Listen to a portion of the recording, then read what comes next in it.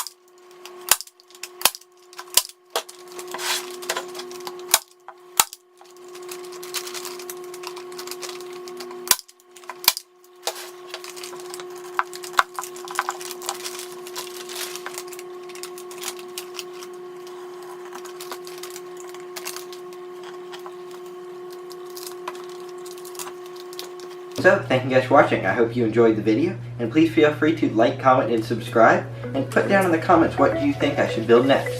I'll see you guys on the next one.